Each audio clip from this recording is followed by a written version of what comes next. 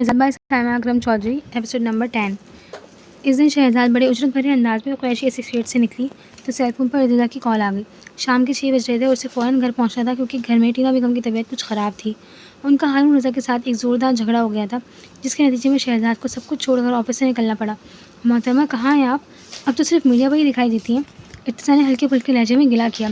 ऐसी कोई बात नहीं है, आजकल बहुत बिजी शेड्यूल चल रहा है मेरा। इसने मुस्कुराकर जवाब दिया और अपने ड्राइवर को लैपटॉप बैग और फाइल्स डिग्गी में रखने का इशारा किया। मेरे पास एक अच्छी न्यूज़ है आपके लिए। इतना ज़्यादा देर तक सब्र ना कर पाया। रियली? शहजाद जल्दी से गाड़ी का दरवाज़ा खोलकर बैठी। मुझे लगता है हम रिमस्ता तक पहुंचने वाले हैं। इस इत्तला ने शहजाद को एकदम पुरजोश किया। इसकी गाड़ी पार्किंग से निकलकर मेन रोड पर आ गई थी और उसकी तमाम तवज्जो सेलफोन की गुफ्तगू की तरफ थी। उसे अंदाज़ा ही नहीं हुआ कि एक मोटर बाइक पर मौजूद दो लड़के उसके ताक़ुब में थे। कोई क्लू मिला आपको? हाँ, वैसे का सेलफोन ऑन किया गया था आज। इत्तिसा की इत्तला ने उसे बेचैन किया। तो पता चला कुछ? वो बेताब अंदाज में उसकी बात काट कर बोली। लोकेशन कुछ ट्रेस तो हुई है, लेकिन अभी हतमी नहीं है। अलबत्ता इलाका लोकेट हो गया है। इत्तिसा हैदर की बात पर शहजाद अभी दिल खोल कर खुश भी नहीं हो पाई थी जब ड्राइवर की फिक्र में आवाज़ उसकी समाधों से टकराई। मैम, हमारी गाड़ी को फॉलो किया जा रहा है। ओह नो, कौन लोग हैं ये? क्यों आ रहे हैं हमारे पीछे? शहजाद ने खौफजदा अंदाज में मुड़ कर देखा। दूसरी तरफ इत्तिसा एक सेकंड में सारी सिचुएशन समझा था। शहजाद, क्या हुआ? कहाँ हो तुम? अपनी लोकेशन बताओ प्लीज़, उसने उजरत भरे अंदाज में पूछा। इस्लामाबाद एक्सप्रेस वे पर F8 के नज़दीक, उसने हल्का सा बुखलाकर जवाब दिया। सेलफोन अभी शहजाद के कान के साथ ही लगा हुआ था और वो दोनों मोटरबाइक सवार एकदम ही गाड़ी के बराबर में आए। उसके साथ ही फिजा गोलियों की थरथराहट से गूंज उठी और उनमें सबसे ज़्यादा नुमाया आवाज़ शहजाद की चीख की थी। इत्तिसा हैदर को लगा जैसे किसी ने उसका दिल काट कर जलती भट्टी में फेंक दिया हो। टीना बेगम की तबीयत सुबह से कुछ अपसेट थी। शहजाद की प्रेस कॉन्फ्रेंस ने तबीयत में मज़ीद इजाफा कर दिया था। तभी सैफुर रहमान की कॉल आई तो वो उनको मना नहीं कर पाई और उनके साथ मेरिट में डिनर करने चली आईं। डिनर के दौरान भी दोनों का मौजूद गुफ्तगू शहजाद की ताज़ा तरीन केस था, जिसकी आज दोपहर में पेशी थी। वो खाना खाने में मसरूफ़ थी जब अचानक उनकी टीवी पर चलने वाली ब्रेकिंग न्यूज़ में आने वाले बैरिस्टर शेरी के नाम ने उनकी तवज्जो अपनी जानिब मबज़ूल करवा ली। न्यूज़ रिपोर्टर गला फाड़ फाड़ कर इस्लामाबाद एक्सप्रेस वे पर होने वाले हमले के बारे में बता रहा था। टीना बेगम को 100 वॉट का करंट लगा। उन्होंने बुखलाकर सामने दीवार पर लगी LED पर शहजाद की ख़राब हालत गाड़ी को देखा।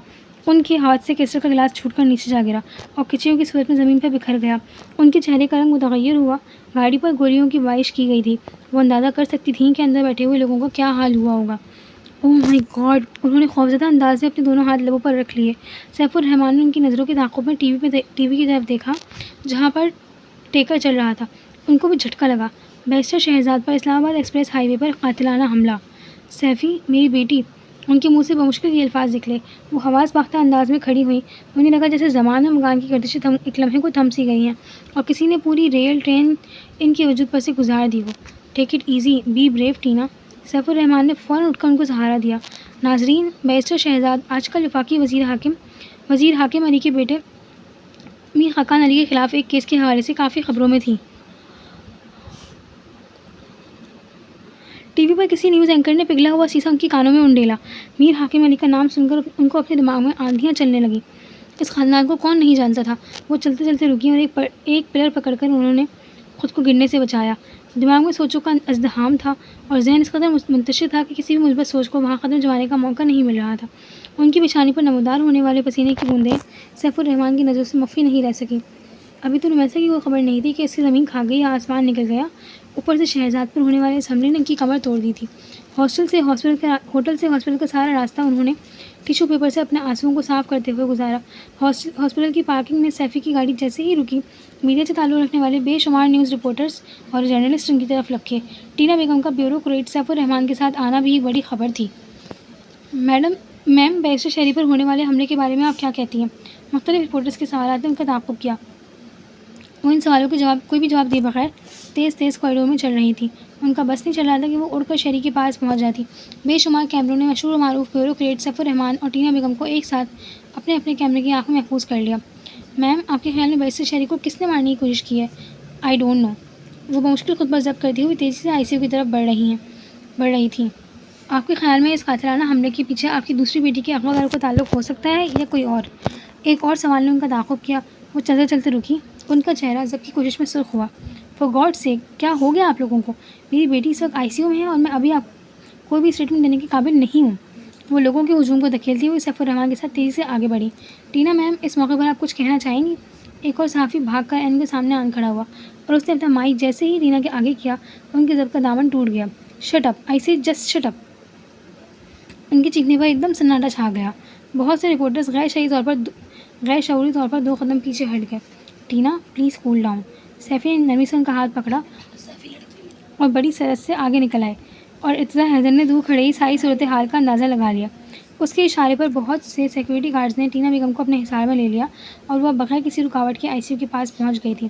اس کوریڈور میں بہت خاص لوگ موجود تھے، جن میں سب سے نمایاں چہرہ مسز قریشی کا تھا، جو اس وقت میڈیا کے کچھ نمائندوں کو اپنا پوائنٹ آف ویو بڑے متحمل انداز میں بتا رہی تھی۔ شہزاد آج کل ٹمبر مافیا کے خلاف کیس لڑ رہی تھی، اور مجھے لگتا ہے اس کارروائی کے پیچھے ان لوگوں کا بھی ہاتھ ہو سکتا ہے۔ آپ کا اشارہ میر خاقان علی کی طرف ہے؟ ایک رپورٹر نے چسکا لینے کے انداز میں کہا، لیکن اس سے پہلے وہ اس سوال کا کوئی جواب دیتی، ان کی نظر ٹینا بیگم پر پڑی۔ وہ تیزی سے ان کی طرف بڑھی۔ عالیہ، میری بیٹی۔ ٹینا بیگم کے منہ سے الفاظ ٹوٹ کر باہر نکلے۔ ٹینا، ٹیک اٹ ایزی، وہ خطرے سے باہر ہے۔ مسز عالیہ قریشی نے فوراً انہیں بتایا، لیکن ٹینا بیگم حضور سخت تشویش کا شکار تھی۔ کیا کہہ رہے ہیں ڈاکٹرز؟ ایک گولی شیری کے کندھے کو چھو کر گزری ہے اور گاڑی کے کچھ شیشے ٹوٹ کر لگے ہیں۔ باقی ڈرائیور اللہ کا شکر ہے محفوظ ہے۔ مسز قریشی کی اطلاع پر ٹینا بیگم کی سانسیں باہر ہوئیں۔ Thanks God. ان کے منہ سے بے ساختہ نکلا۔ میں دیکھ سکتی ہوں اسے؟ انہوں نے اپنی نم ہوتی آنکھوں کو ٹشو سے صاف کیا۔ ہاں کیوں نہیں۔ مسز قریشی نرمی سے ان کا ہاتھ پکڑ کر ICU کی گلاس وال کی طرف لے آئیں۔ سامنے شہزاد کا وجود بے شمار تاروں اور مشینوں میں جکڑا ہوا تھا۔ اس کے چہرے پر زردیاں گھلی ہوئی تھیں۔ وہ اس وقت بے ہوش تھی۔ ٹینا بیگم کے دل پر کسی نے گھوسا مارا۔ ان کی آنکھوں سے بے آواز آنسو بہنے لگے۔ ان کا بس نہیں چل رہا تھا کہ شہزاد کو اس حالت تک پہنچانے والوں کا منہ نوچ لیتی، یا کم سے کم پھانسی کے پھندے سے لٹکا دیتی۔ Be brave Tina. Mrs Alia Qureshi نے ان کے کندھے پر ہاتھ رکھ کر دلاسا دیا۔ میں ان لوگوں کو چھوڑوں گی نہیں۔ وہ روتے ہوئے زیر لب کہہ رہی تھی۔ Tina, please take it easy. ایک کونے سے سیف الرحمان نکل کر آگے بڑھے، اور ٹینا بیگم کو اس وقت کسی جذباتی سہارے کی اشد ضرورت تھی۔ وہ بلا ارادہ ان کے کندھے سے لگ کر سکنے لگی۔ بے شمار کیمروں کی فلیش لائٹس چمکی، اور انہوں نے اس منظر کو بھی اپنی آنکھوں میں محفوظ کر لیا۔ آنے والے دنوں میں یہ خبر ایک دفعہ پھر چٹپٹے مسالے کی صورت میں اخبارات اور میگزین کی زینت بننے والی تھی۔ برکھارت کی جھڑی نے مری میں ایک سما باندھ دیا تھا۔ گھنگور گھٹائیں کیا برسی، ہر چیز نکھری نکھری نظر آنے لگی۔ بھیگا موسم منچلا ہو گیا، اور اس کے ساتھ ہی پھولوں اور درختوں نے ساون میں جھومنا شروع کر دیا۔ عام حالات میں تو درشہوار اور اس کی غزل سے اس موسم کو خوب انجوائے کرتی، لیکن درشہوار کی طبیعت کی خرابی نے پورے میر ہاؤس میں ایک اداسی کی کیفیت طاری کر رکھی تھی۔ ایسا لگتا تھا جیسے چہکنے والی بلبل نے کسی کا گلا گھونٹ دیا ہو۔ درشہوار کا بخار کم ہونے کا ہی نام نہیں لے رہا تھا، اور اس کے ہونٹوں پر خاموشی کی مہر ضبط ہو چکی تھی۔ محمد ہادی کی آخری گفتگو نے اسے آسمان سے زمین پر لا پٹکا تھا، اور ابھی تک اس کے حواس بحال نہیں ہوئے تھے۔ اس کی معصوم شرارتیں، شوخ جملے اور بے جرسی گستاخیوں کا اس نے انتہائی برا مطلب اخذ کیا تھا۔ درشہوار اس کے تلخ الفاظ تو بھول سکتی تھی، لیکن اس کا زہر آلود لہجہ اس کی راتوں کی نیندیں اور دن کا سکون برباد کر چکا تھا۔ عزت نفس کو روند کر حاصل کی جانے والی محبت کا روپ اتنا بھیانک بھی ہو سکتا ہے، درشہوار کو اس کا اندازہ نہیں تھا۔ وہ شخص اس کے پندار کو روند کر بڑی شان سے چلا گیا تھا، اور اس کے اندر بےچینی کا ایک جہان آباد ہو گیا تھا۔ پچھلے 3 دن سے وہ سوچو کہ اس جہنم میں جل رہی تھی، جو بخار کی صورت میں اس کے سارے وجود کو اپنی لپیٹ میں لے چکا تھا۔ چونکہ ہر شرارت کا آغاز درشہوار کی طرف سے ہوتا تھا، اسی لیے نمیرہ، طوبہ اور انابیہ بھی دم سادے بیٹھی تھیں۔ اس دن نمیرہ جھنجھلا کر اپنی گینگ لیڈر کے کمرے میں چلی آئی۔ خدا کے لیے درشہوار، اب ٹھیک ہو جاؤ، قسم سے سخت بوریت پھیلا رکھی ہے تم نے۔ نمیرہ گرما گرم پکوڑوں کی پلیٹ لیے اندر داخل ہوئی اور سوئچ بورڈ کے سارے ہی بٹن نیچے کر دیے۔ پورا کمرہ روشنیوں سے بھر گیا۔ درشہوار نے بے ساختہ آنکھوں پر ہاتھ رکھ لیے۔ اس کے چہرے پر ناگواری کا تاثر بڑی قوت سے ابھرا۔ یہ روشنیاں اور اجالے اسے کچھ دن سے بہت برے لگ رہے تھے۔ نمیرہ نے اندر داخل ہوتے ہوئے اسے سخت خفا نظروں سے گھورا۔ اتنا آفت موسم ہے، دل کر رہا ہے فوراً کشمین پوائنٹ پر لمبی لمبی واک کر کے آئیں۔ اس نے درشہوار کے کمرے کی کھڑکی کا پردہ پیچھے کیا۔ سامنے ہادی کے کمرے کا منظر صاف نظر آ رہا تھا۔ اس کی کھڑکیاں بھی کھلی ہوئی تھیں، لیکن وہ کمرے میں موجود نہیں تھا۔ ارے واہ، کیا مزیدار چٹنی ہے پودینے کی۔ نمیرہ نے ایک زوردار چٹخانا لیا، لیکن درشہوار پر کوئی اثر نہیں ہوا۔ کیا ہوا ہے تمہیں؟ کہیں خدا نہ خواستہ قوت گویائی سلب تو نہیں ہوگی تمہاری؟ نمیرہ نے اس کے پاس آ کر شرارت سے کمبل ہٹایا۔ درشہوار کو کرنٹ لگا۔ وہ غصے سے اٹھ بیٹھی اور شعلہ اگلتی نگاہوں سے نمیرہ کو گھورنے لگی، جس کی شوخیاں اس وقت زہر لگ رہی تھیں اسے۔ پکوڑے کھاؤ گی؟ اس نے مسکراتے ہوئے ایک پکوڑا اس کی طرف بڑھایا۔ وہ ایک جھٹکے سے اٹھی، غصے سے نمیرہ کا بازو پکڑا اور کھینچتے ہوئے کمرے کے دروازے کے پاس لے گئے اور زور سے باہر کی طرف دھکا دے کر دروازہ لاک کر لیا۔ نمیرہ جو اس حملے کے ذہنی طور پر تیار نہیں تھی، وہ سامنے سے آتے ہوئے شامی سے بری طرح ٹکرائی۔ اس کے ہاتھوں سے پکوڑے کی پلیٹ اچھل کر زمین پر جا گری، اور سیڑھیاں چڑھ کر اوپر آتی ہوئی طوبہ نے یہ منظر انتہائی بیزاری سے دیکھا۔ شامین اور نمیرہ کی بڑھتی ہوئی اس بے تکلفی اس کی دل آزاری کا باعث بن رہی تھی۔ استغفر اللہ، یہ تم کیا بگوڑے کی طرح اڑتی پھرتی رہی ہو؟ شامین نے سہارا دے کر اسے کھڑا کیا۔ تمہاری بہن کا کارنامہ ہے یہ، وہ بھی بخار میں۔ نمیرہ نے برا سا منہ بنایا۔ تمہیں کس نے کہا تھا اسے چھیڑو؟ تو اپنا موڈ تو کسی کو بخش دیے وہ؟ نمیرہ نے حسد بھری نگاہوں سے زمین پر گرے پکوڑوں کو دیکھا۔ پتہ ہے نا آج کل طبیعت ٹھیک نہیں ہے اس کی۔ شامین نے فوراً بہن کی طرفداری کی۔ تمہیں خیال رکھنا چاہیے اس کا۔ شامین نے کنکھیوں سے طوبہ کے چہرے کے بگڑے ہوئے زاویے دیکھے اور اپنے ہونٹوں پر آنے والی مسکراہٹ کا گلا گھونٹا، کیونکہ اس سے کچھ بعید بھی نہیں تھا کہ زمین پر پڑی ہوئی پلیٹ اٹھا کر اسے سر پر دے مارتی۔ وہ منہ بناتی ہوئی سامنے لاؤنج کے صوفے پر بیٹھ گئی، ریموٹ کنٹرول سے ٹی وی کا بٹن آن کیا، لیکن اس کی سماعتیں شامین اور نمیرہ کی جانب تھیں۔ اس لیے تو گئی تھی کہ اس کا دل بہل جائے، لیکن اسے تو ذرا بھی لحاظ نہیں کیا۔ اس نے منہ بنا کر درود کی شکایت لگائی۔ کوئی بات نہیں، خود ہی سیٹ ہو جائے گی 2-4 دن میں۔ شامین نے اپنے کمرے کی طرف قدم بڑھائے۔ تمہارے پاس کچھ ٹائم ہے تو مارکیٹ چلو گی میرے ساتھ؟ نمیرہ کی اس فرمائش پر طوبہ کے کان کھڑے ہو گئے۔ تمہارے ٹائم نہیں ہوگا تو اور کس کے لیے ہوگا؟ شامین کا شوخ جملہ طوبہ کو سلگا گیا۔ ارے واہ، مجھے تو پتہ ہی نہیں تھا میں بھی اتنی اہم ہوں کسی کے لیے۔ نمیرہ کھلکھلا کر ہنسی اور طوبہ کے تن بدن میں آگ لگ گئی۔ 2 منٹ میں ریڈی ہو جاؤ، میں چینج کر کے آتا ہوں، واپسی پہ واک بھی کر لیں گے لمبی سی۔ شامین نے کنکھیوں سے طوبہ کا سخت چہرہ دیکھتے ہوئے اسے مزید جلایا۔ وہ جانتا تھا کہ اس وقت اس کا بس نہیں چل رہا ہوگا کہ ان دونوں کو مین ہاؤس کی چھت سے دھکا دے دے اور وہ دونوں دوسرا سانس تک نہ لے سکیں۔ شہزاد کو کچھ ہی گھنٹوں کے بعد ہوش آ چکا تھا۔ ICU سے پرائیویٹ روم میں شفٹ کر دیا گیا تھا۔ اب اس کی حالت خطرے سے باہر تھی۔ شہزاد کے ہوش میں آتے ہی پولیس ان کا بیان ریکارڈ کرنے آن پہنچی اور شہزاد نے خاصی عقلمندی کا مظاہرہ کرتے ہوئے نپے تلے انداز میں اپنا بیان دیا تھا اور اس کے لہجے میں اپنے دشمنوں کے لیے کوئی رچک نہیں تھی۔ اس حادثے کے بعد آپ کا مرال کم تو نہیں ہوا؟ ایک جرنلسٹ نے انتہائی سنجیدگی سے سوال کیا۔ میرا خیال ہے میرے مخالفین کو اس بات کا اندازہ نہیں ہے کہ جب انسان موت کی دہلیز کو چھو کر آتا ہے تو وہ مزید نفع و نقصان سے بے نیاز ہو جاتا ہے۔ دنیا میں سب سے خوفناک چیز موت ہے اور اس کا بہت قریب سے مشاہدہ کرنے کے بعد مجھے اندازہ ہو گیا ہے کہ اب دنیا کی کوئی بھی چیز مجھے ڈرا نہیں سکتی۔ وہ بڑے متحمل انداز میں بولتی ہوئی بہت سے لوگوں کو رشک میں مبتلا کر گئی۔ میم، میرا خیال ہے کہ یہ حملہ اسی کیس کے تناظر میں ہوا ہے جو آج کل آپ لینڈ مافیا کے خلاف لڑ رہی تھی، تو اس کا تو پھر یہی مطلب ہوا کہ میرے مخالفین مجھ سے خوفزدہ ہیں اور مجھے تو اس بات کو انجوائے کرنا چاہیے۔ اس کی بات پر وہاں کھڑے کچھ رپورٹرز ہنس پڑے۔ میرا خیال ہے اب یہ سیشن ختم ہو جانا چاہیے، آپ لوگوں سے رابطہ رہے گا۔ شہزاد نے بہت سمجھداری سے میڈیا کے لوگوں کو ہینڈل کیا تھا۔ وہ جانتی تھی کہ موجودہ دور میں ان سے بگاڑنا سب سے بڑی بیوقوفی تھی۔ ان سب کے نکلتے ہی ٹینا بیگم اس کے بالکل قریب آن پہنچی۔ انہوں نے صدمے بھری نگاہوں سے اپنی بیٹی کی طرف دیکھا۔ اس کی آنکھیں متورم، بال الجھے ہوئے اور چہرہ انتہائی زرد تھا، لیکن اس کا لہجہ پہلے کی طرح پراعتماد اور مضبوط تھا، اور اس چیز نے ٹینا بیگم کو بھی حیران کیا تھا۔ وہ یہ چیز زندگی میں کبھی نہیں سیکھ پائی تھی۔ میں چھوڑوں گی نہیں ان لوگوں کو موم۔ ٹینا بیگم کی آنکھوں سے امڑ آنے والے آنسو شہزاد کو تکلیف دے رہے تھے۔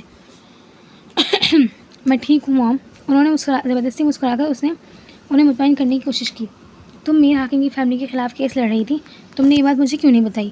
ان کے پریشان چہرے کو شہزاد نے تعجب سے دیکھا۔ موم، میرا تو کام ہی ہے یہ، آپ کیوں ٹینس ہو رہی ہیں؟ وہ بمشکل اٹھ کر بیٹھی۔ اس کی رگوں میں ابھی تک کھنچاوٹ برقرار تھی۔ اس نے اپنی ہتھیلی سی گردن کو مسلا اور تکیے کا سہارا لے کر بیٹھ گئی۔ لیکن اس خاندان سے ٹکر لینا کوئی آسان کام نہیں۔ ان کے لہجے میں ایک ہلکا سا خوف پوشیدہ تھا۔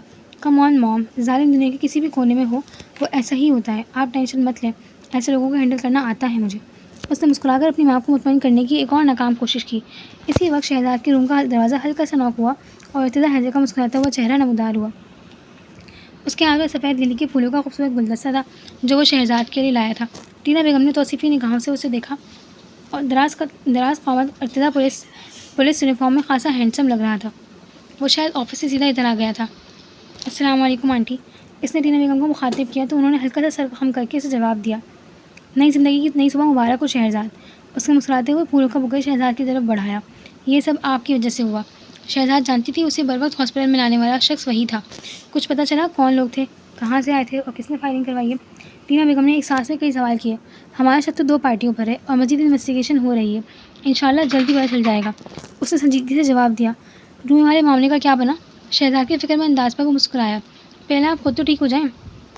آپ نہیں جانتے ارتضیٰ، یہ مسئلہ میری زندگی سے زیادہ اہم ہے، میں رہوں یا نہ رہوں لیکن رومی کو واپس لانا ہے مجھے۔ اللہ نہ کرے، ارتضیٰ کا بساختہ لہجہ دونوں ماں بیٹی کو چونکا گیا۔ میرا مطلب ہے اپنی زندگی کو اتنا لائٹ کیوں سمجھتی ہیں آپ؟ کیوں آنٹی؟ اس نے انتہائی ہوشیاری سے مسز ٹینا کو اس معاملے میں انوالو کیا۔ بالکل ٹھیک کہہ رہا ہے وہ، اب تو جتنا نقصان ہونا تھا ہو گیا، تمہیں سب سے پہلے اپنی حفاظت کرنی چاہیے، باقی معاملات تو زندگی کے ساتھ چلتے ہی رہیں گے۔ ٹینا بیگم کے فکرمند لہجے پر مسکرائی۔ اسی لمحے ارتضیٰ کے سیل فون کی گھنٹی بجی اور وہ اس کی طرف متوجہ ہو گیا۔ اس کی IG صاحب سے کوئی ہنگامی میٹنگ تھی اور اس کی گفتگو سے شہزاد کو اندازہ ہو گیا تھا کہ اسے فوراً نکلنا ہے۔ میں نے روم کے باہر سیکورٹی گارڈز کھڑے کر دیے ہیں اور بہتر ہوگا کہ آپ کچھ دن تک کم لوگوں سے ملیں. اس نے جاتے جاتے اسے مشورہ دیا. سوری، یہ ممکن نہیں میرے لیے. میں کیسے لوگوں کو منع کر سکتی ہوں؟ ارتضیٰ کو اس کی طرف سے اسی جواب کی توقع تھی. آپ کو اندازہ نہیں ہے کہ ابھی بھی آپ ٹارگیٹ پر ہیں. میں جانتی ہوں ایسا نہیں ہے. اس کی وساختہ انداز سے وہ چونکا. مطلب؟ مجھے مارنے والے لوگوں کا نشانہ اتنا کمزور نہیں ہو سکتا. مجھے معلوم ہے یہ صرف ایک ہلکی پھلکی سی وارننگ دی گئی ہے. شہزاد کی ذہانت اسے اکثر لاجواب کر دیتی تھی. لیکن ارتضیٰ ٹھیک کہہ رہا ہے، تمہیں پھر بھی محتاط رہنا چاہیے. ٹینا بیگم نے فوراً اس کی سائڈ لی تو ارتضیٰ نے غور سے اس لڑکی کی طرف دیکھا جو بعض دفعہ اسے اچھے خاصے امتحان میں ڈال دیتی تھی. اس کے بازوؤں پر کافی خراشیں تھیں اور کندھے پر تو بھاری بھرکم قسم کی بینڈیج بھی، جس کا اچھا خاصا بوجھ تھا. ڈاکٹرز وقفے وقفے سے اسے پین کلر انجیکشن لگا رہے تھے، جس کی وجہ سے وہ بار بار غنودگی میں جا رہی تھی. شام 4 بجے کے قریب مسز قریشی اپنے شوہر کے ساتھ اس کی عیادت کے لیے آئیں تو وہ میڈیسن کی زیر اثر غنودگی میں تھا. انہوں نے اندر داخل ہوتے ہی اس اشارے سے ٹینا بیگم کو اسے اٹھانے سے منع کر دیا. وہ اپنے ساتھ لائے ہوئے فروٹس اور پھل سائڈ میز پر رکھ کر ٹینا بیگم کے ساتھ کوریڈور میں آ گئی. کمرے کے باہر پولیس کی کافی نفری موجود تھی. وہ تینوں مہمانوں کے لیے بنے ہوئے سائڈ روم میں آ گئی. شہزاد پر حملے میں استعمال ہونے والی گاڑیاں ٹریس ہو گئی ہیں. مسز قریشی کی بات پر ٹینا بیگم کے کان کھڑے ہو گئے. گاڑی کسی ملک جہانگیر کے نام پر رجسٹرڈ ہے ملتان میں. انہوں نے مزید ان کی معلومات میں اضافہ کیا. تو پتہ چلا کون ہے وہ شخص؟ ٹینا بیگم نے اجرت بھرے انداز میں ان کی بات کاٹی.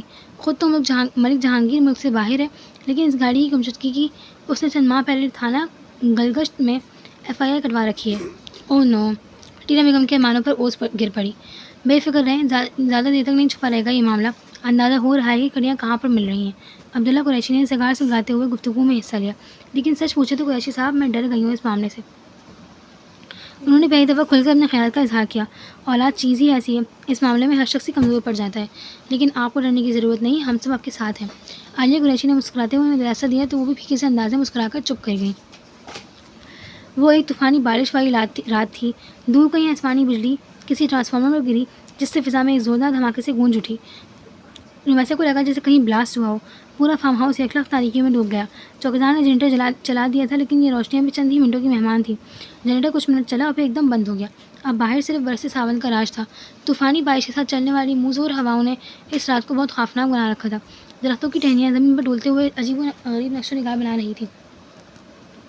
کمروں کی کھڑکیوں کے بٹ اتنی زور سے بجتے تھے کہ رومیسا کا دل اچھل کر حلق سے آن ٹکرا تھا. وہ کسی اپائش کی طرح ڈولتی ہوئی کمرے کی کھڑکیوں کے پاس آئی. تاریک راتوں میں سے سامنے لان میں ایک پراسرار سا ہیبلا سا نظر آیا. خوف اور دہشت کی سرد لہریں اس کے وجود میں دوڑنے لگیں. اسے لگا جیسے وہ ہیبلا اس کی کھڑکی کی طرف دوڑ رہا ہو. دہشت سے رومیسا کو اپنے سارے بدن کا لہو منجمد ہوتا محسوس ہوا. اس نے جلدی سے کھڑکیوں کے پٹ بند کر کے اس پر چرخنی چڑھا دی. وہ جانتی تھی کہ کھڑکی کے باہر لوہے کی مضبوط سلاخیں ہیں، لیکن وہ اگر کوئی غیر ماورائی مخلوق ہے تو یہ سلاخیں اور چرخنی اس کے لیے کوئی معنی نہیں رکھتی. رومیسا کو اپنی کھڑکی پر ہلکی سی ٹھک ٹھک محسوس ہوئی، جیسے کوئی لکڑی کے تختے کو اکھاڑنے کی کوشش کر رہا ہو. رومیسا کے رونگٹے کھڑے ہو گئے. اس نے پوری شدت سے دعا کی تھی کہ وہ شخص کہیں سے آ جائے اور شاید یہ قبولیت کا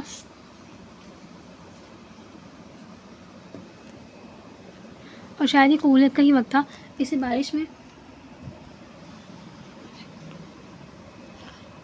میں کسی گاڑی کے انجن کی آواز آئی اور ساتھ ہی کوئی تیز بھاگتا ہوا فارم ہاؤس کے رہائشی پورشن کی طرف آیا. رومیسا خوفزدہ انداز میں واش روم کے دروازے کے پردے کے پیچھے جڑ کر کھڑی ہو گئی. ہر طرف تاریکی کا راج تھا. اس کی قمیض پسینے سے بھیگ چکی تھی اور ساتھ سے بالکل غیر ہموار تھی. اسے کسی کے قدموں کی چاپ اپنے کمرے کے باہر محسوس ہوئی. ہلکی سی کلک کی آواز آئی اور دروازہ کھل گیا. رومیسا کے دل کی دھڑکنیں بے ترتیب ہوئی. اسے لگا جیسے وہی ہیبلا اس کے سر پر آن پہنچا ہو. آج شاید یقینی موت کا دن تھا. اسے اپنی کنپٹیاں سلگتی ہوئی محسوس ہوئیں. کمرے کا دروازہ کھلا اور ایک روشنی کی لکیر اندر داخل ہوئی. وہ بغیر پل کے جھپکائے پردے کے پیچھے زمین پر پڑتی روشنی کی لکیر کو دیکھ رہی تھی. اسے اپنی ٹانگیں بے جان ہوتی ہوئی محسوس ہوئی، جبکہ سانسیں حلق میں اٹک گئیں. بے بسی کے گہرے احساس کے زیر اثر اس کی آنکھوں سے آنسو تیزی سے پھسلنے لگے. رومیسا! یہ آواز سنتے ہی زندگی اس میں سرسرانے لگی. وہ واقعی آ چکا تھا اور اب پریشانی سے اسے ڈھونڈ رہا تھا. لیکن رومیسا کے اندر ابھی بھی اتنی ہمت نہیں تھی کہ وہ پردے ہٹا کر اس کے سامنے آ جاتی. سیل فون کی ٹارچ کی روشنی اب اس پردے کے اوپر آ کر ٹھہر گئی جو اس وقت اس کی جائے پناہ بنا ہوا تھا.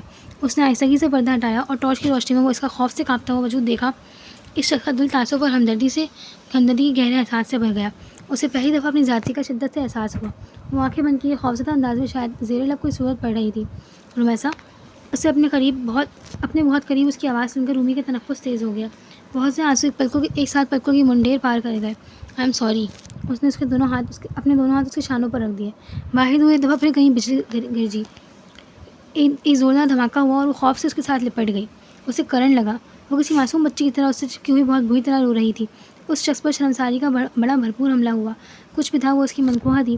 ان دونوں کا تعلق جن بھی حالات میں ایک دوسرے کے ساتھ جڑا تھا، لیکن وہ اب اس کی مکمل ذمہ داری تھی. کیا ہوا؟ ڈر گئی؟ اس کی انگلیاں اس کے بھیگے رخساروں کو چھو رہی تھیں. وہ اسے تھام کر بیڈ کی طرف لے آیا. رمیسا کا سارا وجود بری طرح کانپ رہا تھا. وہ ابھی تک اپنے حواسوں میں نہیں آئی تھی. اس نے نرمی سے پکڑ کر اسے بیڈ پر بٹھایا اور سائڈ میز پر رکھے جگ سے پانی گلاس میں انڈیل کر اس کی جانب بڑھایا، جسے وہ ایک ہی سانس میں غٹ کر کے پی گئی. چند ہی دنوں میں اس کے چہرے کی لالیاں زردیوں میں گھل چکی تھیں. وہ پہلی دفعہ غور سے اس کا جائزہ لے رہا تھا. پچھلے کئی دنوں سے وہ ایک ہی سوٹ میں ملبوس تھی. سو جاؤ، میں تمہارے پاس ہوں. خلاف توقع آج اس کا لہجہ دنیا جہاں کی نرمی سمیٹے ہوئے تھا. مجھے گھر جانا ہے، ماما کے پاس. رمیسا کے سارے قصبل نکل چکے تھے. وہ مسلسل رو رہی تھی. صبح چھوڑ آؤں گا. اس کے اگلے جملے پر اس نے جھٹکے سر اٹھا کر اس کی طرف دیکھا. اس کی نیلی آنکھوں میں دنیا جہاں کا استجاب سمٹ آیا. وہ اس کی طرف سے اس جملے کی بالکل بھی توقع نہیں کر سکتی تھی، لیکن وہ بھی شاید کسی کمزور لمحے کی زد میں تھا. اس شخص نے بے اختیار نظریں چرائیں اور تیزی سے اٹھ کر کھڑکی کی جانب بڑھا. رمیسا ایک دم چیخی. ونڈوز مت کھولنا، باہر کوئی ہے. اچھا. اس نے ایک دم پلٹ کر اس کا گھبرایا ہوا چہرہ دیکھا اور زیر لب مسکرا دیا. میں سچ کہہ رہی ہوں، باہر کوئی ہے، میں نے خود دیکھا تھا. وہ بکلائے ہوئے انداز میں اسے یقین دلا رہی تھی. وہ اس کی بات مان کر پلٹ کر آ گیا. سیل فون کی بیٹری آخری دم پر تھی اور بجلی کا دور دور تک کوئی نام و نشان نہیں تھا. ٹرانسفارمر اڑ چکا ہے اور جنریٹر میں کوئی ٹیکنیکل فالٹ آیا ہوا ہے. لائٹ صبح ہی آئے گی. وہ کرسی کھینچ کر اس کے بیڈ کے قریب لے آیا. باہر بادلوں کی گرج چمک میں کوئی کمی نہیں آئی تھی. طوفانی بارش نے ہر طرف ایک دم ادھم مچا رکھا تھا. ایسا ہی ایک طوفان رومی اور اس شخص کی زندگی میں بھی آ چکا تھا. وہ کنکھیوں سے اس کی طرف دیکھ رہا تھا. اس کے آنے کے بعد وہ خاصی حد تک پرسکون نظر آ رہی تھی. اس کے ریشمی بال تکیے پر بکھرے ہوئے تھے اور وہ آنکھیں بند کیے بہت خاموشی سے اس کے دل میں ڈیرا جما چکی تھی. سیل فون کی بیٹری کے اختتام کے ساتھ ہی پورا کمرہ ایک دفعہ پھر تاریکی کا گڑھ بن گیا. مجھے ڈر لگ رہا ہے. رمیسا کی کانپتی ہوئی آواز اس بات کی گواہ تھی کہ وہ جھوٹ نہیں بول رہی. وہ خاموشی سے اٹھ کر اس کے برابر آن کر لیٹ گیا. وہ اس کی موجودگی کا احساس کر کے جھجک کر تھوڑا ہٹ کر لیٹ گئی. دونوں کے درمیان آج صرف خاموشی گفتگو کر رہی تھی. وہ رات کا جانے کون سا پہر تھا جب رمیسا کی آنکھ لگ گئی. بارش کا سلسلہ وقفے سے جاری تھا. صبح 7 بجے کے قریب وہ گہری نیند سے بیدار ہوئی تو اسے اپنے اتنے قریب لیٹے دیکھ کر اسے ایک زوردار قسم کا جھٹکا لگا. وہ ہڑبڑا کر اٹھ بیٹھی. اس کا ایک بازو ابھی بھی رومی کے اوپر تھا. اس نے بھکلا کر اسے پیچھے کیا اور جلدی سے اٹھ کر کرسی پر بیٹھ گئی. وہ شاید کافی دنوں کا تھکا ہوا تھا، اسی لیے خاصی بے خبری کی نیند سو رہا تھا. رمیسا نے پہلی دفعہ اس کے چہرے کے نقوش کو بڑے غور سے دیکھا. اس شخص کے چہرے پر سب سے نمایاں اس کی مغرور قسم کی ناک تھی. گھنی مونچھوں کے نیچے انتہائی متناسب ہونٹ تھے. لیکن رمیسا کے لیے حیرانی کی بات یہ تھی کہ اسے پہلی دفعہ اس شخص کی شکل بری نہیں لگ رہی تھی. وہ شہزاد کے ہاسپٹل میں دوسری رات تھی. رات کا کوئی تیسرا پہر تھا جب حمزاد کی گاڑی ہاسپٹل کی پارکنگ میں رکی. اس وقت وہ نیند کے انجیکشن کے زیر اثر بہت گہری نیند سو رہی تھی. ٹینا بیگم کو ان کی خاندانی ملازمہ روشن بوا نے زبردستی گھر بھجوا دیا تھا اور خود وہ باہر کوریڈور میں رکھے ہوئے بینچ سے ٹیک لگائے موجودگی میں تھیں. سینٹرل اے سی کی ٹھنڈک میں نیند کے جھونکوں نے انہیں بے حال کر رکھا تھا. تھک ہار کر انہوں نے ٹیک لگا کر آنکھیں بند کر لی تھیں. دونوں پولیس کانسٹیبل ابھی اپنی چائے پینے کے لیے ہاسپٹل کی کینٹین کی طرف گئے تھے. حمزاد نے جب کوریڈور میں قدم رکھا تو وہ بالکل سنسان تھا. اس نے ایک سسری سی نظر بینچ پر سوئی ہوئی روشن بوا پر ڈالی اور اس کمرے کے باہر آ کر رک گیا جہاں شہزاد ایڈمٹ تھی. اس نے آہستہ سے دروازہ کھولا. شہزاد کا سنگل بیڈ عین اس کے سامنے تھا. اس کی سائڈ میں بہت سے پھولوں کے گلدستے اور وش کارڈ سے بھری ہوئی تھی جو شاید اس کے پولیس اور سوشل سرکل کے لوگ لائے تھے. اس نے افسردہ نگاہوں سے سامنے لیٹی ہوئی لڑکی کو دیکھا جو بہت سالوں سے اس کی نیندیں چرا کر خود بڑے دھڑلے سے سو رہی تھی، جس کے ہونے کا احساس حمزاد کی زندگی کو دلکش بناتا تھا. اس کی ایک مسکراہٹ پر وہ اپنی پوری زندگی دان کر سکتا تھا اور اسے تکلیف میں دیکھ کر اسے اپنے پورے وجود میں ٹیسیں اٹھتی ہوئی محسوس ہوتی تھی. یہ وہ لڑکی تھی جس کی طرف دیکھ کر اس کی دھڑکنوں نے پہلی بار بے ربط ہونا سیکھا تھا. یہی وہ لڑکی تھی جو اس کے دل کا دروازہ کھول کر بڑی شان سے اندر داخل ہوئی تھی اور اس کے بعد کسی اور کے لیے وہ در نہیں کھلا. اس نے ہاتھ میں پکڑا ہوا سفید گلابوں کا بکے اس کے تکیے کے پاس رکھ دیا. وہ جانتا تھا صبح ان پھولوں کا حشر کیا ہونے والا ہے. ان دونوں کے درمیان ہونے والی آخری گفتگو کچھ ایسی خوشگوار نہیں تھی کہ وہ اس تحفے کو خوشدلی سے قبول کر لیتی. وہ کچھ لمحے ٹٹکی باندھے اسے غور سے دیکھتا رہا. وہ نیند میں حرکت سے کسکسائی تو حمزاد زیر لب مسکرا دیا. وہ جان چکا تھا کہ نیند میں اس کی بے چینی کا سبب بننے والی شاید حمزاد کی ذات تھی جس کی نگاہیں اس کے زرد چہرے پر ٹکی ہوئی تھیں. اسے اپنے پاس کسی کی موجودگی کا احساس ہوا تھا. تبھی وہ نیند کی حالت میں بھی ہلکے سے اضطراب کا شکار ہو رہی تھی. وہ کچھ لمحے اسے دیکھتا رہا اور پھر ایک لمبی سانس بھر کر کمرے سے نکل گیا. اس کے کمرے سے نکلنے کے ٹھیک 3 منٹ کے بعد شہزاد نے آنکھیں کھولی اور حیرانگی سے اپنے بالکل پاس رکھے سفید گلابوں کا بکے دیکھا. کمرے میں ایک جانی پہچانی سے خوشبو رقص کرتی پھر رہی تھی. وہ مشکل کونی کے بل اٹھی اور تعجب بھری نگاہوں سے اس گلدستے کو دیکھنے لگی. اچانک اس کی نظر پاس رکھی گیٹ ویل سون کا کارڈ پر پڑی. اس نے فوراً اٹھایا. Get well soon, it's an order. وہ جانتی تھی یہ جملہ اتنے دھڑلے سے کون لکھ سکتا ہے. اس کے ساتھ ہی اسے حمزات کا تلخ لہجہ یاد آ گیا. اس نے مزاحی سے کاٹ کے 2 ٹکڑے کر کے سائڈ میز پر اچھال دیے. اب وہ ان باتوں اور جملوں سے بہلنے والی نہیں تھی. اس نے جیسے ہی اپنے بیڈ سے ٹیک لگائی اس کے سیل فون کی ٹیکسٹ ٹون بجی. اس کے ساتھ ہی اس کے دل کی دھڑکنوں میں ایک ارتعاش سا بڑھتا ہوا. وہ دھندلا گئی. اس کا خیال تھا کہ اب دل کی دھڑکنیں اس کے نام پر اس طرح منتشر نہیں ہوں گی. اس کی خام خیالی تھی کہ وہ اس کے نام کے گرد سرخ حاشیہ کھینچ چکی ہے اور یہ حاشیہ وہ حد بندی تھی جو اسے اپنے اور اس کے بیچ برقرار رکھنی تھی. اس نے اپنی آنکھوں کو اس کے خوابوں سے بہلانا چھوڑ دیا تھا. اس کی سماعتیں اب کسی جانے پہچانے لہجے پر نہیں چونکتی تھیں. لیکن اس کمرے میں موجود اسے اس مانوس خوشبو نے اس کے سارے دعوے غلط ثابت کر دیے تھے. وہ آج بھی اپنے دل کو اپنی مٹھی میں جکڑے ہوئے کسی فاتح سکندر کی مانند کھڑا تھا. اس نے ایک انچ بھی اپنی جگہ نہیں چھوڑی تھی. اسے یقین آ گیا تھا کہ وہ اپنی دھڑکنوں کو اس کے نام پر منتشر ہونے سے نہیں روک سکتی تھی. اور یہ دنیا کا وہ واحد کام تھا جو وہ پچھلے 8 سالوں میں نہیں سیکھ پائی تھی. جانتا ہوں اب تک میرے کارڈ کا کیا اشر ہو چکا ہوگا، لیکن میری خواہش ہے کہ تم میرے دل کے ساتھ نرمی کا معاملہ رکھو. اس میسج کے ساتھ 3 منہ چڑھاتی ہوئی اسمائلی کی شکلیں بنی ہوئی تھی. شہزاد ہلکا سے تب گئی. اس نے اس کے ٹیکسٹ میسج کا کوئی جواب نہیں دیا. تمہارے کمرے کی کھڑکی کے نیچے کھڑا ہوں. تم چاہو تو میرا بوکے بھی واپس پھینک سکتی ہو. اس اگلے میسج نے اسے مزید تباہ دیا تھا. اس نے غصے سے وہ گلدستہ اٹھایا اور کھینچ کر کھڑکی کے نیچے پھینک دیا. تھینکس. اگلا میسج اس کی توقع کے عین مطابق تھا. وہ مشکل سہارا لے کر اٹھی. وال کلاک کی طرف دیکھا. رات کے 3 بج رہے تھے. وہ خود کو گھسیٹتی ہوئی کھڑکی کے پاس لائی اور نیچے جھانکا. اس کا کمرہ 3rd فلور پر تھا. رات کے ملگجے اندھیرے میں بھی وہ پارکنگ کی طرف جاتے ہوئے اس شخص کی پشت کو دیکھ سکتی تھی. وہ خاصا دراز قد تھا. اس نے جینس کے ساتھ سفید یا شاید آف وائٹ کلر کی شرٹ پہن رکھی تھی. وہ اپنی لینڈ کروزر کا دروازہ کھول کر بیٹھ چکا تھا. شہزاد کو بس اس کا ہیولا سا نظر آ رہا تھا اور اس کا بس نہیں چل رہا تھا کہ وہ اڑتی ہوئی پارکنگ میں جائے اور شخص کو بازو سے گھسیٹ کر نکالے اور اس کی آنکھوں میں آگے ڈال کر پوچھے کہ کسی کے دل کا چین اس طرح چراتے ہیں، کسی کو یقین اور بے یقینی کے جہنم میں اس طرح دھکیلتے ہیں. وہ اپنی گاڑی اسٹارٹ کر کے ریورس کر رہا تھا. اس کی گاڑی ہلکا سا پیچھے ہوئی اور شہزاد کو افسوس ہوا اتنے فاصلے سے وہ اس کا نمبر نہیں پڑھ سکتی تھی. اسی وقت دوبارہ اس کے سیل فون کی ٹیکسٹ ٹون بجی. وہ جانتی تھی کہ یہ حمزات کا ہی میسج ہوگا. وہ بزائی سے پلٹی اور سیل فون اٹھا کر اس کی اسکرین پر نظر دوڑائی. اب کھڑکی سے ہٹ جاؤ ورنہ میں یہاں سے جا نہیں پاؤں گا. شہزاد کو یہ میسج پڑھتے ہی شدید قسم کا غصہ آ گیا. اس نے فوراً اس کا نمبر بنایا جسے پہلے ہی بیل پر ریسیو کر لیا گیا تھا. زہر نصیب. اس کا چہکتا ہوا لہجہ شہزاد کو سلگانے کے لیے کافی تھا.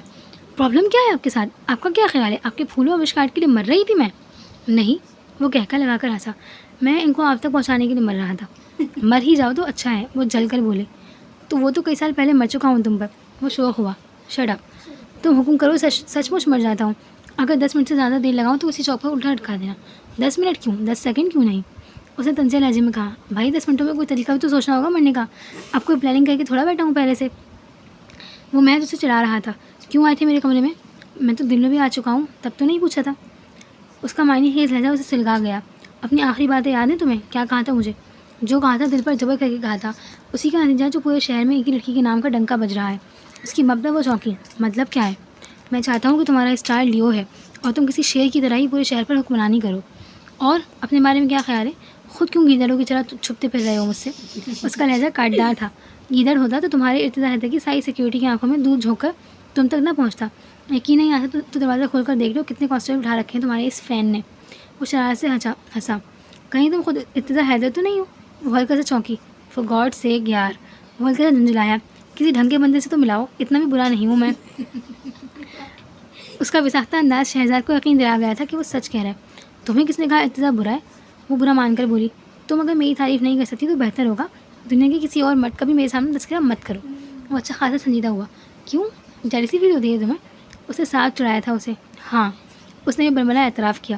محبت میں جیلسی نہ ہو تو بڑے پھیکے پن کا احساس ہوتا ہے. کوئی کام کی بات کرنی ہے تو بتاؤ ورنہ میں فون بند کر رہی ہوں. وہ اکتاہٹ کا شکار رہی. کام کی بات یہ ہے کہ میر حاکم علی کی فیملی سے محتاط رہو. تم پر فائرنگ اس کے پالتو گنڈوں کی راجستھانی ہے اور وجہ تم اچھی طرح سے جانتی ہو.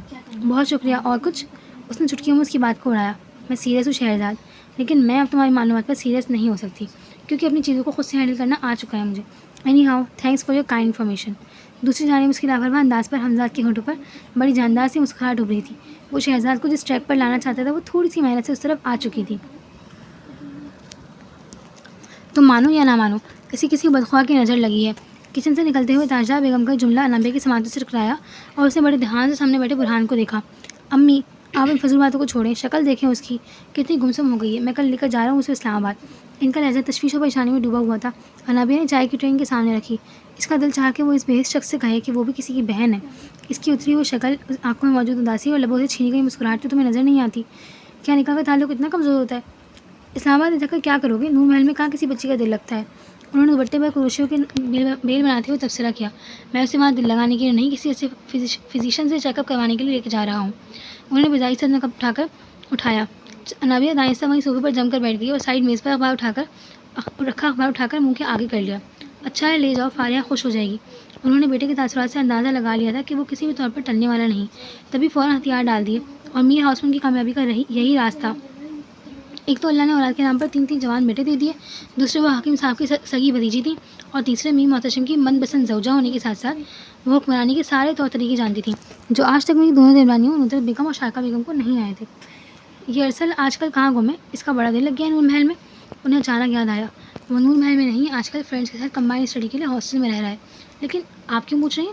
تمہارے داجی کا ارادہ بن رہا ہے اس کی اور دور شہوار کی شادی کا۔ اس اطلاع پر انابیہ کے فوراً کان کھڑے ہو گئے۔ فور گاڈ سیک امی، دور شہوار سے ضرور پوچھ لیجیے گا۔ کیا مطلب؟ میں نہیں چاہتا کہ اسے بھی میری طرح قربانی کا بکرا بنا دیا جائے۔ برہان نے یہ جملے خاصی غلط موقع پر بول دیا تھا۔ انابیہ جھٹکے سے کھڑی ہوئی اور اس کی گود میں رکھا اخبار دور جا گرا۔ برہان اور تاجدہ بیگم دونوں نے ہی ساختہ اس کی طرف دیکھا۔ انہیں اندازہ نہیں تھا کہ وہ بھی وہیں بیٹھی ہوئی ہے۔ انابیہ سرخ چہرے کے ساتھ تیز سے سیڑھیاں چڑھ کر اوپر والے پورشن کی طرف بڑھ گئی۔ بہت بری بات ہے برہان۔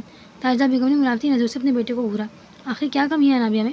بات کسی کمی بیشی کی نہیں ہے امی، انہوں نے نظر چڑھا کر کہا۔ ویسے بھی زمین نے بھی تازہ لتاڑا تھا کہ اس لڑکی کا کیا قصور ہے، تبھی اس بار ان کا لہجہ کچھ مدھم تھا۔ تو پھر مسئلہ کیا ہے؟ میں نے اسے کبھی بھی اس نظر سے نہیں دیکھا، اور ویسے بھی لائف پارٹنر کے حوالے سے میرے ذہن میں بھی کچھ اور تھا، لیکن داجی نے اچھا نہیں کیا۔ انہوں نے محتاط انداز میں کہا، جو گند ملا بھی تمہارے ذہن میں ہے اسے نکال دو۔ ہمارے یہاں جو ایک دفعہ نام جڑ جائے تو وہ قبر تک ساتھ ہی جاتا ہے، سمجھے؟ انہوں نے اپنے بیٹے کو ٹھیک ٹھاک لٹارا تھا۔ وہ مزید سر جھکا کر بیٹھ گئے۔ اسی لمحے داجی اور میر خاقان علی تیز بولتے ہوئے کمرے میں داخل ہوئے۔ میر خاقان کا چہرہ غصے کی زیادتی سے سرخ ہو رہا تھا، جبکہ میر حاکم علی تھوڑا پرسکون تھے۔ آپ کو یہ سب کروانے سے پہلے ایک دفعہ ٹھنڈے دل سے سوچنا چاہیے تھا۔ میر خاقان علی کی آواز کچھ بلند ہوئی۔ آخر ایسا کیا ہو گیا ہے جو تم اور محتشم اسی بات پر ہاتھ پیر پھیلائے گھوم رہے ہو؟ وہ بجائی سے صوفے پر آ کر بیٹھ گئے۔ تاجدہ بیگم نے جلدی سے ہاتھ میں پکڑا کروشیا اور دوپٹہ اس سائڈ پر رکھ دیا۔ برہان خود بھی تھوڑا کانشیس ہو کر بیٹھ گئے۔ ذرا ٹی وی چلا کر دیکھیے، ہر چینل پر ایک ہی خبر چل رہی ہے کہ بیرسٹر شیری میر خاقان کے خلاف کیس لڑ رہی تھی۔ تو انہوں نے ہاتھ میں پکڑی چھڑی پر زور ڈالا۔ یہ مسئلہ کسی اور طریقے سے بھی حل ہو سکتا تھا۔ وہ ہلکا سا جھنجھلا کر گویا ہوئے۔ تم نے کب سے جوش کی بجائے ہوش سے کام لینا شروع کر دیا ہے؟ انہوں نے تنزیہ نگاہوں سے اپنے رنگین مزاج بیٹے کو دیکھا، جن کے آئے دن بننے والے اسکینڈلز پر وہ اکثر انہیں ہوش سے کام لینے کا مشورہ دیتے تھے، جسے وہ ایک کان سے سن کر دوسرے کان سے اڑا دیتے تھے۔ زندگی کے ہر معاملے میں جوش نہیں چلتا بابا جان، انہوں نے سیکنڈوں میں ان کا طنز سمجھا۔ تم چھوڑو اس قصے کو، محتشم کا نمبر ملاؤ، پتہ چلے بیوروکریسی میں چل کیا رہا ہے۔ آج انٹیریئر منسٹر کی ایک ضروری میٹنگ بھی تھی۔ داجی نے بسائی سے موضوع گفتگو بدلا تھا۔ برہان نے ان دونوں کو مصروف دیکھا تو خاموشی سے وہاں سے کھسکنا چاہا، لیکن آج شاید ان کے بھی ستارے گردش میں تھے۔ یہ تم کہاں بھاگ رہے ہو؟ داجی نے تیکھی نگاہوں سے اس کی طرف دیکھا۔ کہیں نہیں داجی، ذرا دور شفا کے کمرے تک جا رہا تھا، طبیعت ٹھیک نہیں ہے اس کی۔ انہیں بروقت بہانہ سوجھ گیا جو خاصا تیر بہدف ثابت ہوا۔ دور شہوار سے یاد آیا، پچھلے 3 دن سے بیمار ہے بچی، اور کسی کو اتنی توفیق نہیں ہوئی کہ کسی اچھے ڈاکٹر کو بلوا کر چیک کروا لے۔ ان کے لہجے کی فکرمندی اور تشویش پر تاجدہ بیگم ہلکا سا مسکرائیں۔ سارا خاندان جانتا تھا کہ دور شہوار اپنی داجی کی چہیتی بولتی تھی۔ برہان بھی یہ کہہ رہا تھا مجھ سے۔ تاجدہ بیگم نے گفتگو میں حصہ لیا۔ ہاں تو مسئلہ کیا ہے؟ مسئلہ تو کچھ نہیں ہے داجی، کل لے کر جاؤں گا۔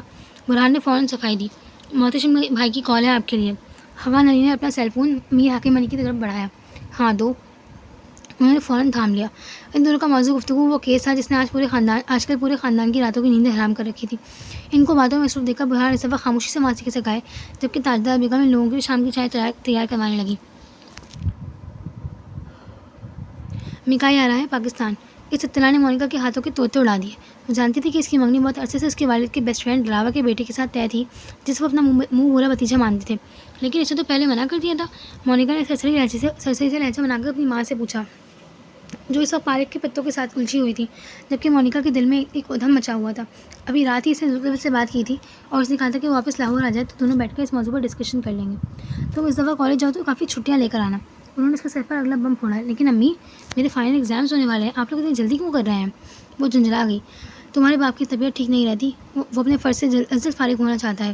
مارتھا نے سب کچھ اپنے شوہر پر ڈال دیا، لیکن مونیکا جانتی تھی کہ سارے قصے کے پیچھے اس کی ماں کا ہاتھ ہے۔ اچھا ٹھیک ہے، وہ ہلکا سا سوچ کر پرسکون ہوئی۔ کل چرچ چلو گی تم؟ مارتھا نے ہلکا سا الجھ کر اپنی بیٹی کا مطمئن چہرہ دیکھا. اس کے اتنی جلدی مان جانے کی توقع جو نہیں تھی. ہاں. اس کے جواب میں مارتھا کے ہاتھ سے چھری گر گئی. کیوں؟ کیا ہوا؟ مونیکا اپنی ماں کی اندرونی حالت سے اتنی بے خبر نہیں تھی. اسے اندازہ تھا کہ اگر اسے مزید اپنی طرف سے ماں کو پریشان کیا تو ہو سکتا ہے وہ اسے ملتان بھی جانے نہ دے. لگتا ہے خداوند نے تمہارے دل کو سکون سے بھر دیا ہے. وہ اب کچھ مطمئن دکھائی دے رہی تھی. ہاں، آپ کی دعا قبول ہو گئی ہے. وہ سادگی سے کہہ کر اپنے کمرے کی طرف بڑھ گئی. اندر داخل ہوتے ہی اس نے جلدی سے دروازے کا لاک لگایا اور جلدی ذوالفقار کا نمبر ملانے لگی. اسے اب اس کو تازہ ترین صورتحال سے آگاہ کرنا تھا. اس نے بہت قریب سے بے تحاشا فائرنگ کی آواز سنی تو اس کی آنکھ کھل گئی. خوف اور دہشت کی برقی روح اس کے پورے وجود میں دوڑنے لگی. رومیسا نے بکھلا کر ٹائم دیکھا. رات کے 2 بج رہے تھے. اندھیرے میں کانپتے ہوئے ہاتھوں کے ساتھ اس نے سائڈ میز پر رکھے لیمپ کو روشن کیا. اسی لمحے اس کے بیڈ روم کا دروازہ کھلا. وہ بڑے حواس باختہ انداز میں اندر داخل ہوا. وہ آج صبح سے فارم ہاؤس میں ہی تھا. فوراً نکلو، وہ لوگ یہاں پہنچنے والے ہیں. اس نے اجرت بھرے انداز میں رومیسا کا بازو پکڑ کر کھینچا اور اسے گھسیٹتا ہوا باہر کوریڈور میں لے آیا. وہ جو ابھی ننگے خمار سے باہر نکلی تھی صورتحال پر گھبرا گئی. اس کے پیروں میں جوتا تک نہیں تھا. کون لوگ ہیں یہ؟ اس کے ساتھ بے تحاشا دوڑتے ہوئے اس نے پھولی ہوئی سانسوں سے پوچھا تھا. دوسری طرف سے کوئی جواب نہیں آیا. فائرنگ بغیر کسی توقف کے جاری تھی. وہ دونوں کوریڈور میں رکھی چیزوں سے ٹکراتے ہوئے فارم ہاؤس کی پچھلی سائڈ پر پہنچ گئے جہاں ایک گاڑی پہلے سے کھڑی تھی. ہری اب! اس نے گاڑی کا دروازہ کھول کر اسے اندر کی جانب دھکیلا اور خود اچھل کر ڈرائیونگ سیٹ پر بیٹھ سنبھال لی.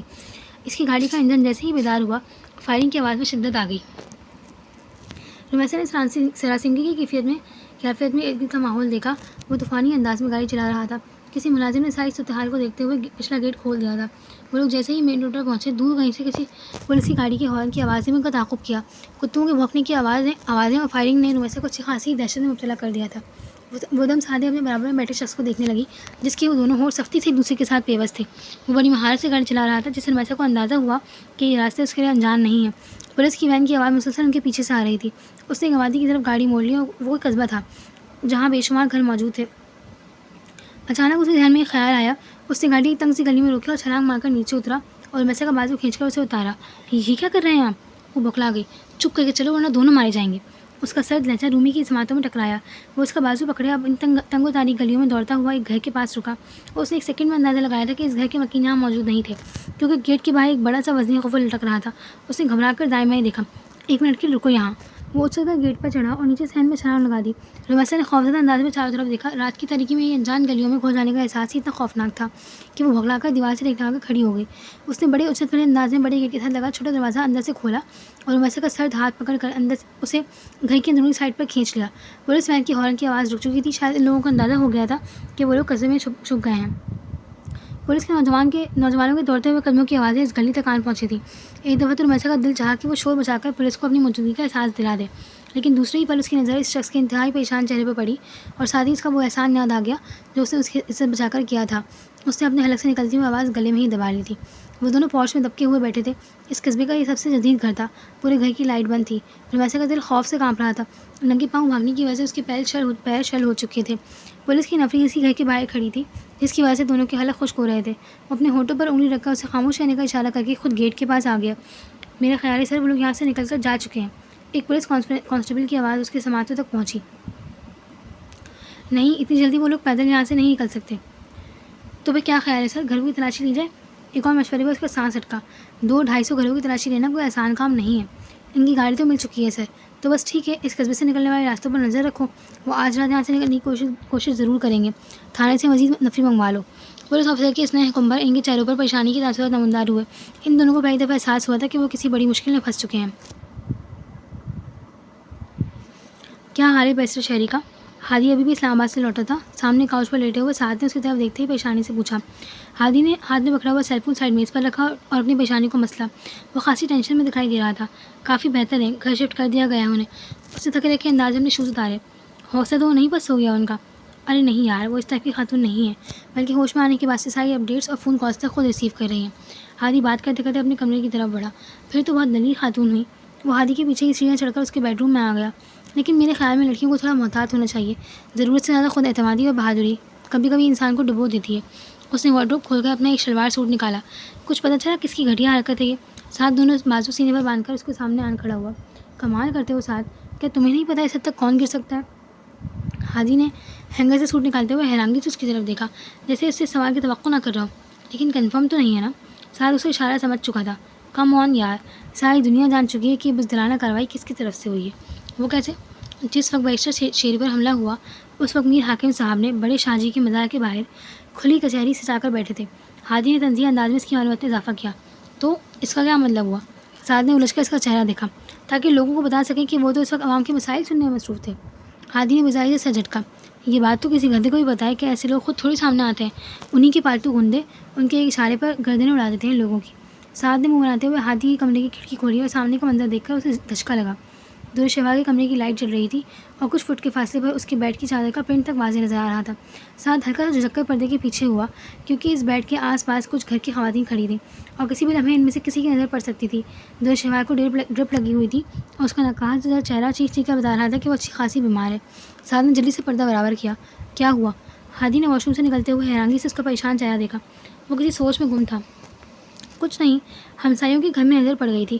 ہاں، ان محترمہ کی خاصی عجیب عادت ہے جان بوجھ کر یہ کھڑکیاں کھلی رکھنے کی، اسی لیے میں اکثر بند ہی رکھتا ہوں۔ ہادی نے منہ بنا کر ہیئر برش اٹھایا، اپنے بال بنانے لگا۔ مجھے لگتا ہے کہ وہ خاصی بیمار ہے، ڈرپ لگی ہوئی تھی اسے۔ سعد نے ہلکا سا جھک کر بتایا۔ تھینکس گاڈ، کچھ دن تو گھر میں رہے گی، گھر میں ٹک کر بیٹھے گی۔ ہادی کا یہ مذاق اڑاتا انداز سعد کو اچھا نہیں لگا۔ بہت بری بات ہے ہادی، وہ بیچاری واقعی کافی بیمار ہے اور تم اس کا مذاق اڑا رہے ہو۔ اس نے فوراً طرفداری کی۔ بیشتر شیری بھی کسی کی بیٹی ہے جس پر بدرجی سے گولیاں چلائی گئی ہیں، تم اس کی شکل دیکھو ذرا جا کر۔ ہادی نے اسے لاجواب کیا۔ لیکن اس میں دور شفا کا تو کوئی قصور نہیں۔ سعد نے نظر چلائی۔ اس خوامخواہ کی فیور کی وجہ پوچھ سکتا ہوں؟ ہادی نے جانچتی ہوئی نگاہوں سے اس کی طرف دیکھا۔ ویسی بات کر رہا ہوں یار، تم تو وکیلوں کی طرح جرح کرنے لگے ہو۔ سعد نے زبردستی مسکرا کر اسے مطمئن کرنے کی کوشش کی۔ ظاہر ہے وکیل ماں کا بیٹا ہوں، جرح تو کروں گا ہی۔ ہادی کا منہ جب اب کچھ خوشگوار ہو گیا تھا۔ اچھا چھوڑو، چلو نیچے چلتے ہیں، گل خان نے بہت مزے کے فرائیڈ رائس بنائے ہیں۔ سعد نے اپنی طرف سے بات ختم کی تو ہادی بھی اسے ہلا کر اس کے پیچھے چل دیا۔ بیا، کوئی ٹینشن ہے آپ کو؟ طوبہ چائے کی ٹریلی کے اندر داخل ہوئی تو اس نے نابے کو کسی گہری سوچ میں گم پایا۔ اس کے نوٹ سامنے کھلے پڑے تھے جبکہ دھیان کی کھڑکیاں کہیں اور کھلی ہوئی تھیں۔ وہ اپنی سوچوں میں اس قدر محو تھی کہ اسے طوبہ کی آمد کا پتہ نہیں چلا۔ بیا، کیا ہوا ہے؟ طوبہ نے پاس آ کر اسے کندھا ہلایا تو ایک دم خفے کا شکار ہوئی۔ تم کب آئی؟ وہ ایک دم سنبھل کر بیٹھ گئی اور خود کو مصروف ظاہر کرنے لگی۔ جب آپ سوچوں میں برہان بھائی کے ساتھ کہیں اور پہنچی ہوئی تھی۔ طوبہ نے ہلکی پھلکی انداز میں سے چھیڑا۔ بے فکر رہو، ان کا کوئی راستہ میری طرف سے ہو کر نہیں گزرتا۔ اس کے الفاظ سادہ تھے لیکن لہجہ خاصا تلخ تھا۔ طوبہ نے چونک کر اس کی طرف دیکھا۔ آپ سے کچھ کہا ہے انہوں نے؟ وہ فکرمندانہ انداز میں اپنی بہن کے بالکل قریب آ کر بیٹھ گئی۔ جو بات ساری دنیا چیخ چیخ کر کہہ رہی ہے وہ اگر خود نہ بھی کہیں تو کیا فرق پڑتا ہے؟ کیا کہہ رہی ہے ساری دنیا؟ طوبہ نے فوراً بات کاٹ کر اجرت بھرے انداز سے پوچھا۔ کیا کرو گی تم پوچھ کر؟ چھوڑو۔ انابیہ نے گرما گرم چائے کا کپ اٹھا کر منہ سے لگا لیا اور جیسے ہی ہونٹوں پر جلن کا احساس ہوا فوراً پیچھے کر دیا۔ بیا، میں آپ کی بہن ہونے کے علاوہ بہت اچھی دوست بھی ہوں۔ طوبہ نے ہمدردی سے بہن کے کندھے پہ ہاتھ رکھا۔ تبھی تو تمہیں اس تکلیف سے گزارنا نہیں چاہتی جس سے میں گزر رہی ہوں۔ فار گاڈ سیک بیا، کیوں پہیلیاں اجوا رہی ہے؟ مجھے بتائیں کیا ہوا ہے؟ سخت ٹینشن ہو رہی ہے مجھے۔ طوبہ ہلکا سا جھنجھلا گئی۔ کیا بتاؤں؟ برہان کو مجھ میں سے دلچسپی ہی نہیں ہے اور وہ مجھے زبردستی کا لادا ہوا بوجھ سمجھتے ہیں اور اس تعلق سے درجے بیزار ہیں جو ان کے اور میرے بیچ ہے۔ انابیہ ایک دم چیخ کر بولی اور کمرے میں داخل ہوتی ہوئی شارقہ بیگم ٹھٹک کر دروازے میں ہی رک گئی۔ ان کے دل پر کسی نے گھوسا مارا تھا۔ تو کس میں ہے دلچسپی انہیں؟ طوبہ کی آواز کسی گہرے کنویں سے نکلی۔ منائل قریشی میں۔ منائل؟ وہ کون ہے؟ آپ کو کس نے بتایا؟ طوبہ نے پریشانی سے پوچھا۔ مجھ سے سینئر ہے اور سارا کیمپس جانتا ہے سر برہان اور منائل کے درمیان کیا چل رہا ہے۔ انابیہ کا لہجہ رنجیدگی میں ڈوبا ہوا تھا۔ تو آپ کو بتانا چاہیے تھا اسے جا کر کہ آپ کے اور برہان بھائی کے درمیان کیا رشتہ ہے۔ طوبہ کو ایک دم غصہ آ گیا۔ تو اس سے کیا ہوگا؟ وہ استہزائیہ انداز میں گویا ہوئی۔ تاکہ اسے پتہ چلے وہ غلط کر رہی ہے اور کسی کے حق پر ڈاکہ مارنا کوئی اچھی بات نہیں۔ اگر برہان نے خود اس کی طرف پہل کی ہو تو؟ انابیہ نے تنزیہ نگاہوں سے اپنی بہن کی طرف دیکھا جس کا بس نہیں چل رہا تھا کہ وہ اس کے لیے کچھ کر گزرتی۔ دونوں صورتوں میں سے معلوم ہونا چاہیے، یہ آپ کی بھی زندگی کا سوال ہے۔ طوبہ نے اسے سمجھانے کی کوشش کی جبکہ شارقہ بیگم وہیں سے پلٹ گئیں۔ ان کے دل پر ایک بھاری بوجھ آن پڑا۔ انہیں پہلی دفعہ احساس ہوا کہ سیانی ٹھیک ہی کہتے ہیں، بیٹیوں کی قسمت واقعی ماؤں جیسی ہوتی ہے۔ ساری زندگی وہ خاقان صاحب کے پیچھے بھاگتی رہی لیکن ان کے ہاتھ کچھ نہیں آیا۔ انابیہ کا دکھ قطرہ قطرہ بن کر ان کے دل میں اتر رہا تھا لیکن انہوں نے سوچ لیا تھا کہ وہ اپنی بیٹی کی زندگی سے کسی کو بھی کھیلنے نہیں دیں گی۔ تم یہاں کیوں بیٹھی ہو؟ خاقان علی کسی کام سے اوپر آیا تو شارقہ بیگم کو اپنی سوچوں میں غلطہ پایا۔ وہ ہلکے سے چونکی۔ اچھا ہوا آپ آ گئے، ایک ضروری بات کرنی ہے مجھے آپ سے۔ وہ فیصلہ کن انداز میں کھڑی ہوئیں۔ لیکن میں تو اسلام آباد کے لیے نکل رہا تھا۔ انہوں نے ریس واچ میں ٹائم دیکھتے ہوئے مصروف انداز میں کہا۔ 1 گھنٹہ لیٹ بھی ہو جائیں گے تو کوئی فرق نہیں پڑے گا۔ ان کے لہجے میں کچھ تھا جو خاقان جیسا گھاگ بندہ ایک لمحے میں سمجھ گیا۔ اچھا چلو، لیکن خدا کے واسطے اپنی اور ندرت کی کسی نئی لڑائی کا قصہ مت چھیڑ دینا۔ اپنے کمرے کی طرف بڑھتے ہوئے انہوں نے وارننگ دی کیونکہ وہ جانتے تھے کہ شارقہ بیگم اپنی سوتن ندرت سے بالکل نہیں بنتی تھی اور وہ دونوں ایک دوسرے کی شکایت لگانے کا کوئی بھی موقع ہاتھ سے جانے نہیں دیتی تھی، جس سے اسی لیے تو کہہ رہی ہوں کہ اپنی اولاد کے لیے بھی ابھی سے کچھ سوچ لیں، ایسا نہ ہو جیسے کوئی عذاب ندرت جیسا کوئی عذاب آپ کی بیٹی کو بھی بھگتنا پڑ جائے۔ ان کے ساتھ لہجے وہ چلتے چلتے جھنجھلا کر رکے، فوراً مڑ کر شائقہ بیگم کی طرف دیکھا۔ شائقہ کے چہرے پر اس وقت چٹانوں کی سختی محسوس کر کے خاقان کا اگلا جملہ ان کی حلق میں دم توڑ گیا۔ شہوار کو نور محل آئے ہوئے دوسرا دن تھا۔ فارحہ بھابھی اپنی نند کی آمد پر خاصی خوش دکھائی دے رہی تھی، کیونکہ نور محل میں رہنا ان کی مجبوری تھی، کیونکہ ایک تو ان کے شوہر وہاں رہتے تھے، دوسرا ساری سیاسی ایکٹیویٹیز کا مرکز بھی انہی کا وہ گھر تھا، جہاں ہر وقت مہمانوں کی آمد کا سلسلہ جاری رہتا تھا۔ وہ وہاں واحد خاتون تھی جو سب چیزوں کی نگرانی کرواتی تھی، لیکن جب بھی ان کو موقع ملتا وہ فوراً میر ہاؤس پہنچ جاتی۔ ایک تو ان کی ساس تاجہ بیگم کے ساتھ ان کے تعلقات خاصے خوشگوار تھے، اور دوسرا وہاں خواتین کی تعداد زیادہ ہونے کی وجہ سے ان کا بھی دل لگا رہتا۔ فارحہ بیگم اس دن کچن میں آئی تو سامنے چولہے پر رکھی چائے پک کر ختم ہو چکی تھی، اور شہوار شیل سے ٹیک لگائے کسی گہری سوچ میں مگن تھی۔ شہوار، کوئی مسئلہ ہے تمہارے ساتھ؟ انہوں نے فوراً لپک کر چولہا بند کیا۔ نہیں تو بھابھی۔ شہوار ایک دم خوش کی دنیا میں آئی تو دیکھا سامنے چولہے پر موجود ساس پین اچھا خاصا جل چکا تھا۔ اوہ، آئی ایم سوری۔ وہ اچھی خاصی شرمندہ ہو گئی۔ میں نوٹ کر رہی ہوں تم جب سے آئی ہو کچھ الجھی سی ہو، خیر تو ہے نا؟ انہوں نے محبت بھری نظروں سے اپنی اکلوتی نند کو دیکھا، جس کی آنکھوں سے جھلکتی شوقی اور شرارت کی جگہ اداسی لے چکی تھی۔ ایسی تو کوئی بات نہیں، آپ بتائیں، آپ کا دل نہیں گھبراتا اتنے بڑے گھر میں اکیلے رہتے ہوئے؟ شہوار نے بڑی ذہانت سے بات کا رخ بدلا۔ اکیلا گھر کہاں ہے، ملازمین کی ایک فوج ہے، اور سارا دن تو مہمانداری رہتی ہے یہاں۔ انہوں نے مسکرا کر فریج سے گوشت کا پیکٹ نکالا۔ ہاں، پھر وہاج بھائی بھی تو رہتے ہیں ادھر، وہ زبردستی مسکرا کر بولی۔ ان کا تو ہونا اور نہ ہونا بعض دفعہ برابر ہی ہوتا ہے۔ فارحہ بھابھی کا لہجہ اداسی سے لبریز تھا۔